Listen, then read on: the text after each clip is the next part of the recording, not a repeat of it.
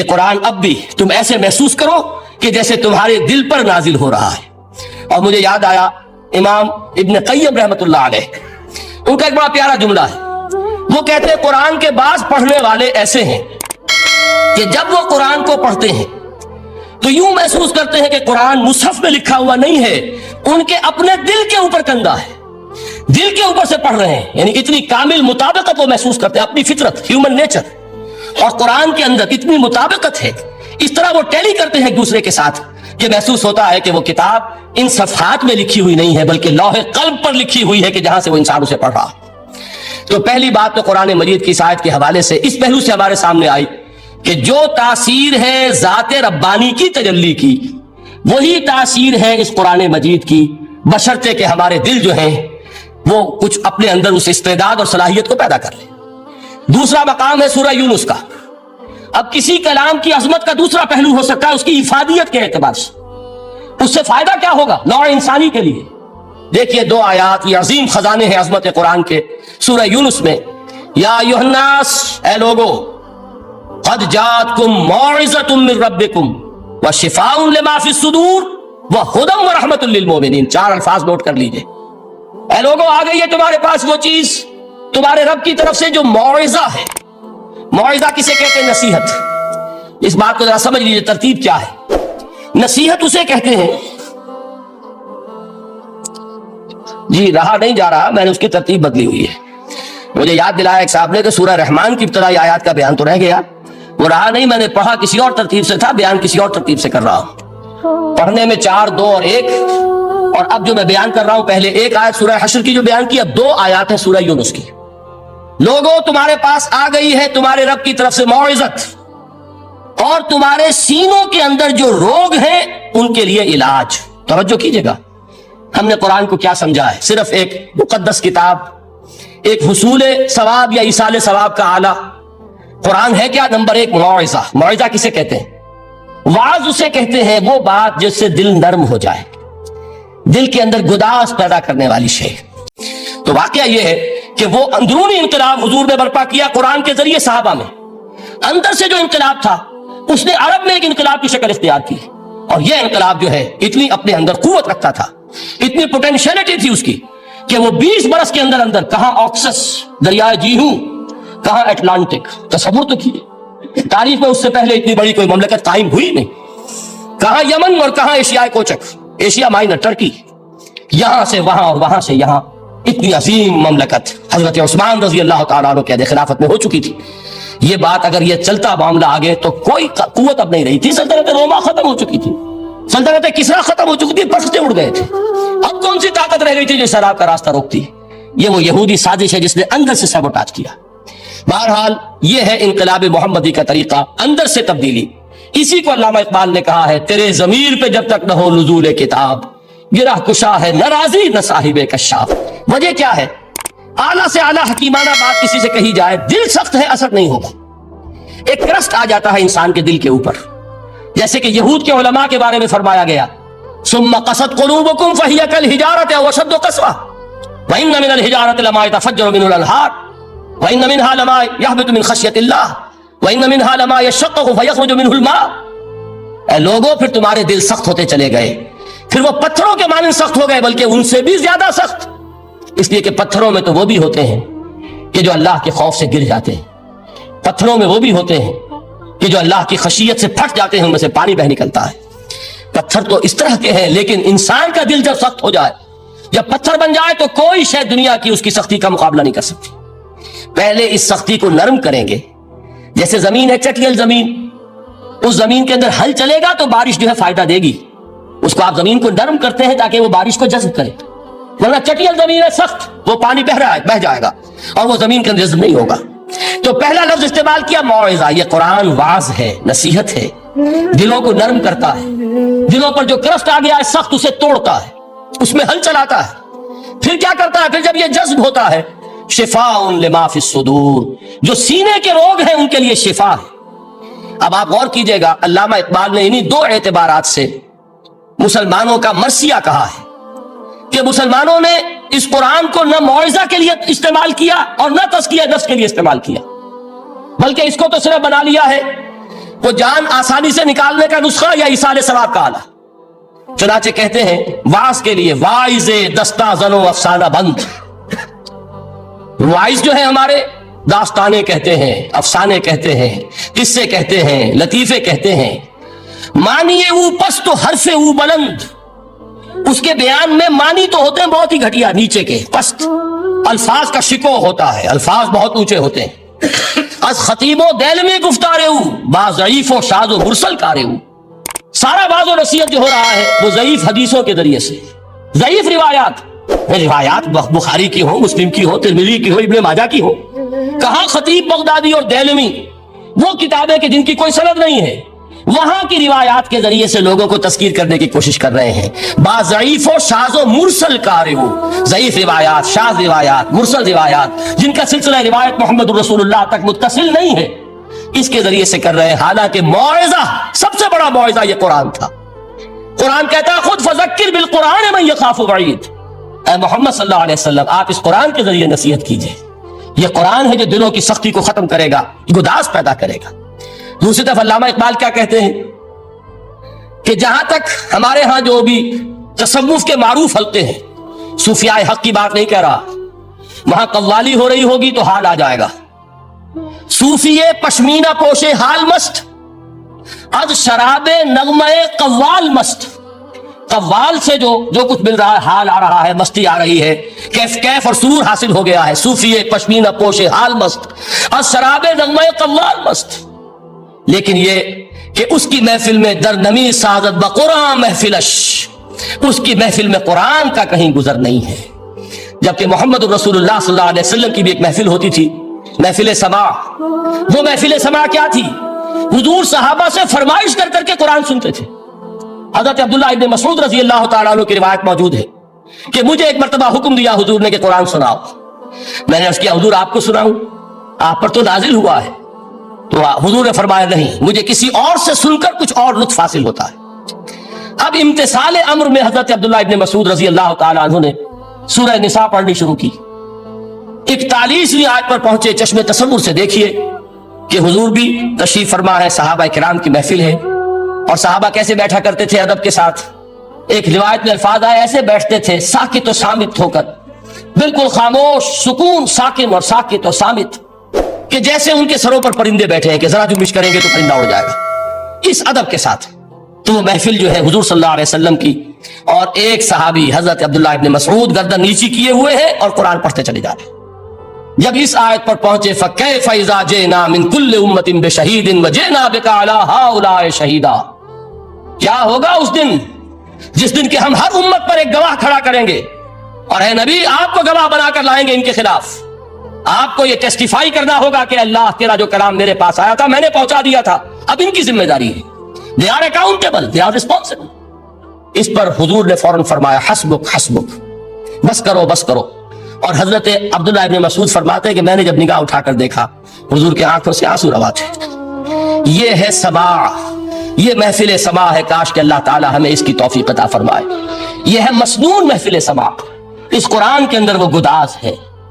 آیا کہ نہیں 7ویں پارے کے بالکل آغاز میں وَإِذَا سَمِعُوا مَا أُنزِلَ إِلَى الرَّسُولِ تَرَىٰ أَعْيُنَهُمْ تَفِيضُ مِنَ الدَّمْعِ مِمَّا عَرَفُوا مِنَ الْحَقِّ يَقُولُونَ رَبَّنَا آمَنَّا فَاكْتُبْنَا مَعَ الشَّاهِدِينَ. تو یہ ہے دوسری چیز کہ در حقیقت تزکیہ نفس کا ذریعہ یہ قرآن ہے. سینوں میں جو روگ ہیں، حب دنیا، حب مال، حب شہرت، حب اقتدار، جس کو کہ ایڈلر کہتا ہے دی ارج ٹو ڈومینیٹ، میں میرا غلبہ ہو، میرا تسلط ہو، میں نمایاں ہو جاؤں، میری حکومت بن جائے، اختیار میرے ہاتھ میں آ جائے، دی ارج ٹو ڈومینیٹ. یہ ساری ارجز ہیں ہماری در حقیقت جس سے فساد رونما ہے. یہ حب مال ہے جس کی وجہ سے ہمارے اندر تنافس ہے. الہاکم التکاثر حتی زرتم المقابر. یہ کثرت اور بہتات کی طرف تمہیں غافل کیے رکھتی ہے یہاں تک کہ قبروں تک جا پہنچتے ہو. آنکھ انسان کی کھل نہیں پاتی. جس کے پاس 10 نسلوں کے لیے کھانے کو موجود ہے، اس کی بھی حرص جو ہے اور مزید کا لالچ جو ہے وہ ختم نہیں ہوتا. یہ چیزیں ہیں اصل روگ. ان دلوں کے روگوں کا اور سینوں کے اندر کے امراض کا علاج قرآن. یا ایھا الناس قد جاءتکم موعظۃ من ربکم وشفاء لما فی الصدور. اب جب یہ دو چیزیں ہو جائیں گی، اب تیسرا لفظ ہے ہدن. ہدایت بیکار ہے جب تک دل میں گداز نہ ہو. ہدایت بیکار ہے جب تک کہ نیت درست نہ ہو. کوئی شخص بڑا عالم ہے لیکن اپنے علم کو اس نے ذریعہ بنایا ہے دنیا کمانے کا, تو در حقیقت یہ قرآن اس کے حق میں ہدایت نہیں ہے, اس کے حق میں عذاب خدا بندی کا ذریعہ بن رہا ہے. حضور نے خود فرمایا القرآن حجت لک و علیک, یہ قرآن یا تمہارے حق میں حجت ہے یا تمہارے خلاف حجت بنے گا قرآن قیامت کے دن. اس لیے کہ ایک شخص اس کو دنیا کمانے کا ذریعہ بنا رہا ہے, ایک شخص اس کو شہرت کے حصول کا ذریعہ بنا رہا ہے, ایک شخص علم کو ذریعہ بنا رہا ہے دنیا میں نمایاں ہونے کا, اپنی تعریف کا. حضور نے فرمایا کہ قیامت کے دن سب سے پہلے 3 افراد کا معاملہ پیش ہوگا عدالت خدا بندی میں. ایک وہ جو بڑا عالم سمجھا جاتا تھا, اس سے بڑا علم پھیلا. دوسرا وہ جو بہت صاحب ثروت تھا, اس نے بہت خیرات کے کاموں میں پیسہ لگایا. تیسرا وہ جو دنیا میں شہید سمجھا جاتا تھا کہ اللہ کی راہ میں جنگ کرتے ہوئے جان دیا. اللہ ان تینوں سے جو اس کو نعمتیں دی تھی ان کا ذکر کر کے پوچھے گا کہ میں نے تمہیں یہ دیا, تمہیں یہ دیا, تمہیں یہ دیا, تم کیا کر کے لائے؟ وہ شہید کہے گا کہ اللہ میں نے تیری راہ میں جنگ کی اور اپنی جان دے دی تاکہ تو راضی ہو جائے. اللہ فرمائے گا کذبتا, تو نے جھوٹ بولا. انک قد قاتلت لئن یقال جری, تو نے تو یہ جنگ اس لیے کی تھی کہ کہا جائے کہ بڑا جری ہے, بڑا بہادر ہے. یہ لوگوں سے بہادری کے تمغے لینا تمہارا مقصود تھا. وقد قیل, وہ کہا جا چکا ہے, اب یہاں تمہارے لیے کچھ نہیں. اور فرشتوں کو حکم ہوگا اور وہ اوندے منہ اس کو گھسیٹتے ہوئے جہنم میں جھونک دیں گے. دنیا میں شہید سمجھا جا رہا ہے, آخرت میں جہنمی ہے. یہی حال اس عالم کا ہوگا, یہی حال اس دولت مند کا ہوگا. تم نے یہ علم پھیلایا تھا کہ تمہارے علم کا چرچا ہو جائے, تمہاری شہرت ہو جائے, لوگ تمہاری دستبوسی کرنے لگیں, لوگ تم سے جھک کر ملیں. وہ دنیا میں ہو گیا, تمہارا مطلوب مل چکا, تمہارا مقصود حاصل ہو چکا, اب یہاں کچھ نہیں.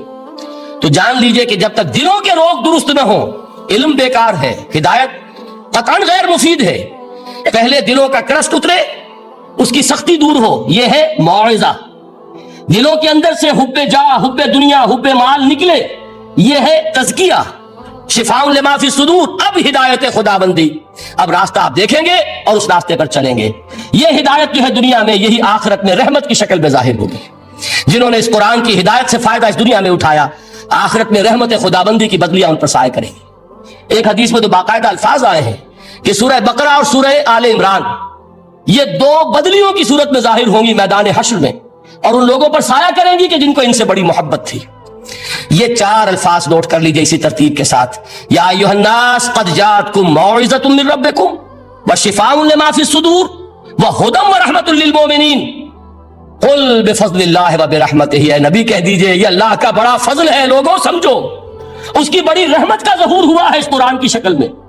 اس کی رحمت کا مظہر اتم قرآن ہے, اس کے فضل کا سب سے بڑا ثبوت قرآن ہے.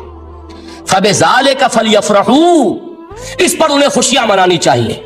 اترانا ہے تو اس پر اترائیں کہ اتنی بڑی دولت ہمارے پاس ہے, اتنا بڑا احسان ہے جو اللہ نے ہم پر کیا ہے. فبذالک فلیفرحوا هو خیر مما یجمعون, جو چیزیں یہ جمع کرنے کی فکر کر رہے ہیں ان سے کہیں زیادہ قیمتی یہ قرآن ہے. کاش کہ یہ 2 آیات ہی ہمارے قلب کے اوپر یہ کندہ ہو جائے. پہلی بات میں نے عرض کی تھی, اس کا شعور ہر ایک کے لیے ممکن نہیں, اس کا باطن بیدار ہو چکا ہو. لو انزلنا هذا القرآن على جبل لرأيته خاشعا متصدعا من خشية اللہ, جن کی ارواح بیدار ہو چکی ہوں وہ قرآن کی اس تاثیر کو محسوس کریں گے. لیکن یہ دوسری چیز ہے کہ جو ہمارے لیے پریگمیٹک پہلو سے, عملی اعتبار سے, افادے کے اعتبار سے یہ 4 الفاظ اور رحمت اور فضل خدا بندی کا سب سے بڑا مظہر, اور خوشیاں مناؤ کہ اللہ کی یہ نعمت تمہارے پاس موجود ہے. اب وہ تیسرا مقام ہے سورہ رحمان کا, بڑی چھوٹی چھوٹی آیات. آپ نے سنا ہوگا حضور نے سورہ رحمان کے بارے میں فرمایا ہے, سورۃ الرحمان عروس القرآن. یہ سورہ رحمان جو ہے یہ قرآن کی دلہن ہے. جیسے دلہن کو آپ خوشنما لباس پہناتے ہیں, آراستہ پیراستہ, اس کو گہنے اور اس کو زیور پہناتے ہیں, تو جس طریقے سے سجاتے ہیں آپ دلہن کو, اللہ تعالیٰ نے ایک سورت قرآن مجید میں ایسی رکھی ہے سورہ رحمان کی, اسے خوب سجایا ہے. اس میں الفاظ کا در و بست, اس کا اپنا ایک ڈیوائن میوزک ہے. وہ تو اللہ تعالیٰ قراء جو ہے, خاص طور پر مصر کے قراء, اللہ تعالیٰ ان پر رحمت نازل فرمائے, ان کی خطاؤں سے درگزر کرے. جس طرح قرآن کے انٹرنسک میوزک کو انہوں نے واضح کیا ہے. واقعہ یہ ہے کہ اگر یہ لوگ نہ ہوتے, شیخ عبد الباسط محمد عبد الصمد, شیخ محمود خلیل الحصری, یہ لوگ کہ جنہوں نے قرآن کے اس غنا, میوزک, یہ لفظ جو ہے آپ حیران نہ ہو کہ میں یہ کچھ توہین کر رہا ہوں قرآن کی, حضور نے یہ لفظ استعمال کیا ہے. تغنو, اس قرآن کو اچھی سے اچھی خوشلہانی کے ساتھ پڑھو.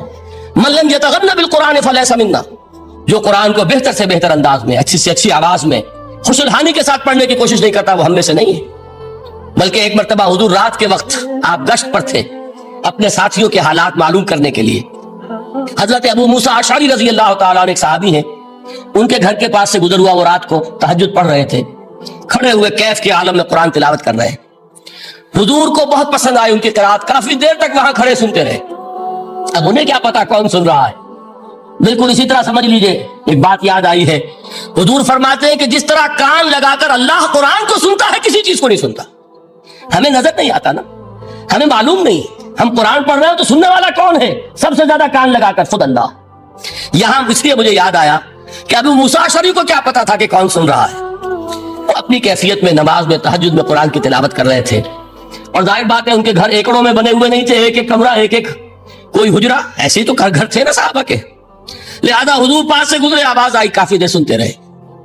اس کے بعد آپ تشریف لے گئے، صبح فجر میں ملاقات ہوئی تو حضور نے تحسین کے انداز میں فرمایا، یا ابا موسیٰ انک قد اوتیت مزمارا من مزامیر آل داؤد، اے ابو موسیٰ تمہیں تو آل داؤد کے سازوں میں سے ایک ساز اللہ نے عطا فرما دیا ہے۔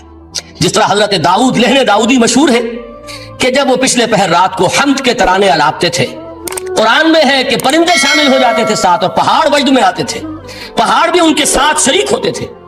تو جس طرح کا اللہ نے ان کو لہن عطا فرمایا تھا، حضور نے تحسین کے انداز میں فرمایا ہے ابو موسیٰ اشعری، اللہ نے تمہیں بھی آل داؤد کے سازوں میں سے ایک ساز عطا فرمایا۔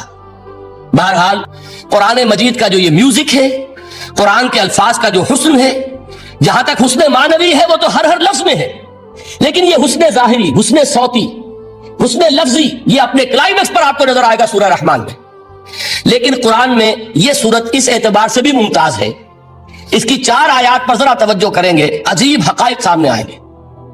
جہاں یہ قرآن مجید کے حسن صوت اور حسن لفظی کی معراج ہے، وہیں اس کی پہلی 4 آیات میں 4 چوٹی کی چیزوں کا ذکر ہے، سب سے اونچی چیز ہے۔ پہلی آیت کیا ہے؟ الرحمن، ایک آیت ہو گئی۔ رحمان کیا ہے؟ اللہ کا نام ہے۔ کبھی آپ نے غور کیا اللہ کے ناموں میں سب سے پیارا نام کون سا ہوگا؟ رحمان۔ کیوں؟ اس کا مادہ کیا ہے؟ رحمت۔ ہمیں سب سے بڑھ کر جس چیز کی ضرورت ہے وہ کیا ہے؟ رحمت خداوندی۔ نام اچھی طرح سن لیجئے اس حضور کے قول کو۔ حضور فرماتے ہیں کوئی شخص جنت میں مجرد اپنے عمل کی بنیاد پر داخل نہیں ہو سکے گا جب تک کہ رحمت خداوندی دستگیری نہ کرے۔ کسی صحابی نے بڑی ہمت اور جرات کا ثبوت دیا کہ پوچھ لیا، کیا حضور آپ بھی؟ جب آپ نے فرمایا کوئی شخص داخل نہیں ہو سکتا جنت میں محض اپنے عمل کی بنیاد پر جب تک کہ رحمت خداوندی جو ہے وہ دستگیری نہ فرمائے۔ پوچھا گیا کیا آپ بھی؟ آپ نے فرمایا ہاں میں بھی۔ آپ اندازہ کیجئے کہ اگر محمد الرسول اللہ بھی رحمت خداوندی کے ضرورت مند ہوں تو تابع دیگرہ چہ رسد ہماری تو سب سے بڑی ضرورت رحمت خداوندی ہے۔ اب یہ رحمت جو ہے قرآن مجید میں اللہ تعالیٰ کی یہ شان 2 الفاظ کے ذریعے سے آتی ہے، رحیم اور رحمان، اور کوئی مادہ نہیں ہے جس سے 2 نام بنتے ہوں اللہ کے، لیکن یہ مادہ ہے واحد رحمت کا کہ جس سے رحمان بھی ہے رحیم بھی ہے۔ رحیم صفت مشبہ ہے، رحمت دائم ہو جائے گی، مستقل ہوگی تو رحیم کہیں گے، اور رحمان اس میں رحمت کی ہے وہ شان ہے کہ جیسے ٹھاٹھے مارتا ہوا سمندر ہو، ہیجان کی کیفیت، طوفانی کیفیت، رحمت خداوندی کا طوفانی جوش، وہ ہے رحمان۔ آپ تو رہتے اس علاقے میں ہیں، آپ کو معلوم ہے عرب اگر بھوکا مرا جا رہا ہو تو کیا کہے گا؟ انا جوعان۔ پیاسا مرا جا رہا ہو انا عطشان۔ بہت غضبناک ہوگا غضبان، غضبان آصفہ قرآن میں آیا ہے، بہت غضبناک۔ رحمان جس کی رحمت جو ہے جوش میں ہے، ٹھاٹھے مارتے ہوئے سمندر کے مانند۔ تو یہ اللہ تعالیٰ کے ناموں میں سب سے پیارا نام۔ اب آگے چلیے، الرحمن علم القرآن، رحمان نے قرآن سکھایا۔ رحمت خداوندی کا سب سے بڑا مظہر، رحمان کی رحمانیت کا سب سے بڑا مظہر قرآن ہے۔ ان میں جو منطقی ربط ہے اس کو سمجھتے جائیے۔ اچھا آپ یہ سوچئے، جو علم بھی انسان کو حاصل ہوا وہ کس نے دیا؟ اللہ نے۔ سائنس کا علم کس نے دیا؟ اللہ نے۔ علم آدم الاسماء کلہا، وہ علم الاسماء جو حضرت آدم کو دے دیا گیا تھا ازل میں، یہ اسی کا ظہور ہے، یہ اسی کی ایکسفولیشن ہے جو ہو رہی ہے اور ہوتی رہے گی ابھی۔ اور جو دوسرے علم ہے وہ کس نے دی؟ اللہ نے دی۔ لا یحیطون بشیء من علمہ الا بما شاء، مخلوق میں سے کوئی اللہ کے علم میں سے کسی شے کا احاطہ نہیں کر سکتا مگر وہ جتنا اللہ دینا چاہے۔ لیکن یہ کہ تمام علوم میں چوٹی کا علم قرآن. نوٹ کرتے جائیے, اب چوٹی کی چیزیں جمع کیجیے. اللہ کے ناموں میں چوٹی کا نام رحمان. اللہ نے جو کچھ انسان کو سکھایا اس میں چوٹی کا علم قرآن. خلق الانسان, انسان کو پیدا فرمایا. سوال یہ کہ حیوانات کو کس نے پیدا فرمایا؟ آسمان کس نے پیدا کیے؟ زمین کس نے پیدا کی؟ فرشتے کس نے پیدا کیے؟ کیا مطلب خلق الانسان؟ اس کی تمام مخلوقات میں اس کا کلائمیکس, اس کی تخلیق کی معراج, اس کے تخلیق کا نقطہ عروج انسان ہے. یہ ہے کہ جو مسجود ملائک بنا ہے. وَلَقَدْ كَرَّمْنَا بَنِي آدَمَ وَحَمَلْنَاهُمْ فِي الْبَرِّ وَالْبَحْرِ وَرَزَقْنَاهُمْ مِنَ الطَّيِّبَاتِ وَفَضَّلْنَاهُمْ عَلَىٰ كَثِيرٍ مِّمَّنْ خَلَقْنَا تَفْضِيلًا. تو تخلیق میں سب سے اونچی تخلیق انسان کی, علموں میں سب سے اونچا علم قرآن کا, اللہ کے ناموں میں سب سے اونچا نام رحمان. اب آئیے چوتھی چیز, علمہ البیان, انسان کو بیان کی صلاحیت عطا فرمائی. کیا اور کوئی صلاحیت عطا نہیں کی؟ بینائی کس نے دی؟ اللہ نے. اسی طریقے سے سماعت کس نے عطا فرمائی؟ اللہ نے. کتنی فیکلٹیز ہیں, کتنے ایکسٹرنل آرگنز ہیں سینس کے, کتنے انٹرنل سینسز ہیں جو اللہ نے دیے ہیں. لیکن یہاں بھی سمجھ لیجئے جتنی فیکلٹیز ہیں ہیومن فیکلٹیز, ان میں ٹاپ کی فیکلٹی جو ہے وہ اسپیچ ہے, کلام ہے, بیان ہے. جن لوگوں نے میڈیکل سائنس کا مطالعہ کیا ہے وہ جانتے ہیں کہ یہ برین ہے, ہیومن برین, اس برین میں جو وہ اوپر ایک زرد سا مادہ ہوتا ہے, گرے میٹر, اس کی ایک کوٹنگ ہوتی ہے. یہ ہائیسٹ ایوالوڈ فارم ہے اور اس میں سب سے بڑا رقبہ جو ہے وہ اسپیچ سینٹر کہلاتا ہے. اسی لیے انسان کو حیوان ناطق کہتے ہیں. حیوان کے اور انسان کے مابین امتیاز قائم کیا گیا, نطق, گویائی, بولنا. اب یہ کیا چیز ہوئی؟ انسان کی صلاحیتوں میں سے سب سے اونچی صلاحیت. 4 آیتیں ہو گئی نا. اللہ کے ناموں میں سب سے چوٹی کا نام رحمان. اس نے جو علوم پیدا کیے ان میں چوٹی کا علم قرآن. اس نے جو مخلوقات پیدا فرمائی ان میں چوٹی کی مخلوق انسان. انسان کو جو صلاحیتوں اور استعدادات عطا فرمائی ان میں چوٹی کی استعداد بیان. جمع کیجئے, نتیجہ کیا نکلے گا؟ وہ نتیجہ ایک حدیث نبوی کی شکل میں سامنے آتا ہے. پہلی حدیث میں نے یہی پڑھی تھی, اس کے راوی کون ہے؟ عثمان ابن عفان. میں حیران ہوتا ہوں وہ قافیہ یہاں بھی موجود ہے, رحمان, قرآن, بیان, انسان, عثمان, عفان. باپ کا نام بھی اسی وزن پر ہے, عثمان ابن عفان. عن عثمان ابن عفان رضی اللہ تعالی عنہ قال قال رسول اللہ صلی اللہ علیہ وسلم. حضرت عثمان شہید مظلوم ذو النورین رضی اللہ تعالی عنہ فرماتے ہیں کہ اللہ کے رسول صلی اللہ علیہ وسلم نے فرمایا, خیرکم من تعلم القرآن وعلمہ. تم میں سے بہترین لوگ وہ ہیں جو قرآن سیکھیں اور سکھائیں. قوت بیان جو تمہاری ٹاپ فیکلٹی ہے, اس کا استعمال کسی گھٹیا کام کے لیے نہیں ہونا چاہیے. دیکھیں اردو میں محاورہ ہے کہ توپ سے مکھی نہیں ماری جاتی. توپ بنائی گئی ہے کسی بڑی شے کے لیے, مکھی مارنے کے لیے توپ استعمال نہیں ہوتی. یہ قوت بیان جو ہے, جو ٹاپ موسٹ فیکلٹی ہے ہیومن جو فیکلٹیز ہیں ان میں سے, اس کا استعمال بھی ٹاپ موسٹ ہونا چاہیے. قرآن کو بیان کرو. وہ جیسے کہ علامہ اقبال نے کہا ہے, بلکہ غالباً ان کے قبر پر آس پاس جو اشعار لکھے ہوئے ان میں سے ایک یہ بھی ہے, اگر یک قطرہ خونداری اگر مشتے پرے داری بیا بامن تو آموزم طریق شاہ بازی را. اگر تمہارے اندر ایک قطرہ بھی خون کا ہے اور مٹھی بھر بھی پر اگر اللہ نے دیے ہیں تو میرے پاس آؤ کہ میں تمہیں شاہبازی کے طریقے سکھاؤں.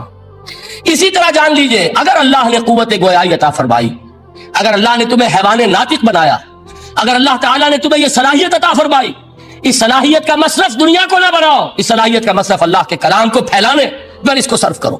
خیرکم من تعلم القرآن وعلمہ. خیر جب لفظ آتا ہے بغیر من کے, ورنہ تو آتا خیر من ہو, تو یہ ہوگی کمپیریٹیو جو ایک ایڈجیکٹیو جو ہوتی ہے, لیکن یہ سپرلیٹیو ڈگری ہے جب بغیر من کے ہوگا. خیرکم, دی بیسٹ امنگسٹ یو, جو تم میں بہترین لوگ ہیں وہ کون ہیں؟ من تعلم القرآن وعلمہ, جو قرآن سیکھیں اور سکھائیں, قرآن پڑھیں اور اسے بیان کریں. آج جان لیجئے سب سے بڑی ضرورت اس بات کی ہے کہ آج کا قرآن پڑھیں. آپ حیران ہوں گے کہ یہ کیا کہا اس نے. دیکھیے قرآن اترا ہے 1400 برس پہلے, لیکن تا قیام قیامت نوع انسانی کو جتنے مسائل درپیش ہوں گے ان سب کا حل اس میں ہے. البتہ کھودنا پڑے گا, گہرائی میں اترنا ہوگا.